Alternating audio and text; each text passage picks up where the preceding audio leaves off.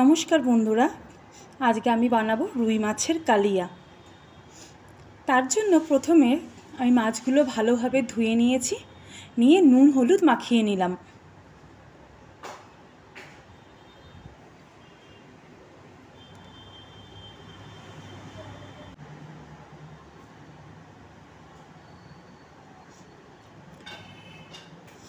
এবার একটা কড়াইতে তেল গরম করতে দিয়েছি।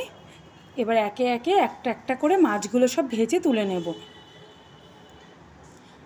আবারও কড়াইতে সর্ষের তেল দিয়ে মাছে আমি আলু দেবো, সেই আলুগুলো একটু ভেজে আমি তুলে নিলাম।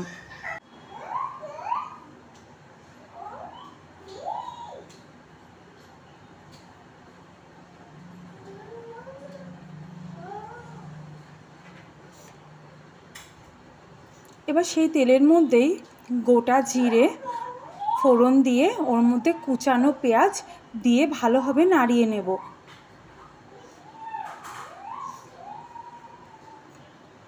এবার এর মধ্যে একটু নুন দিয়ে দেব, আর দিয়ে দিলাম হচ্ছে আদা আর জিরে বাটা।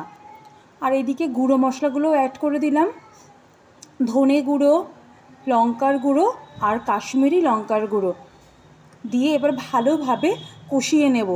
আর এবারে দিয়ে দেব একটা টমেটো আমি মিক্সিতে পেস্ট করে রেখেছি, সেই টমেটোটাও দিয়ে দিলাম। ভালোভাবে কষিয়ে নেওয়ার পরে একটুখানি দই ওর মধ্যে দিয়ে আবারও ভালোভাবে কষিয়ে নেব। আমি কষানোটা ভালোভাবে নাড়াতেই থাকবো, আমি ঢেকে কষাবো না। এই কষানোটা একটুখানি নাড়াতেই হবে, অনেকক্ষণ ধরে নাড়িয়ে এটা কষাতে হবে। এবারে আমি এর মধ্যে পরিমাণ মতো জল দিয়ে দেবো, খুব বেশি জলের দরকার নেই, অল্প একটু জল দিলেই হবে। দেওয়ার পরে আমি আলুগুলো দিয়ে দিলাম, আলুগুলো দিয়ে এবার আমি ঢেকে দিয়েছি দেখে তুলে দেখলাম ফুটে গেছে আর আলুগুলো 80% সিদ্ধ হয়ে গেছে। সেই অবস্থায় আমি মাছগুলোও দিয়ে দিয়েছি।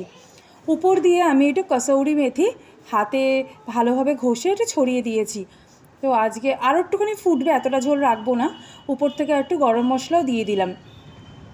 তো আজকে রুই মাছের কালিয়ার রেসিপিটা তোমাদের কেমন লাগলো আমাকে কমেন্ট করে জানিও। ভালো লাগলে পাশে থেকো। টাটা।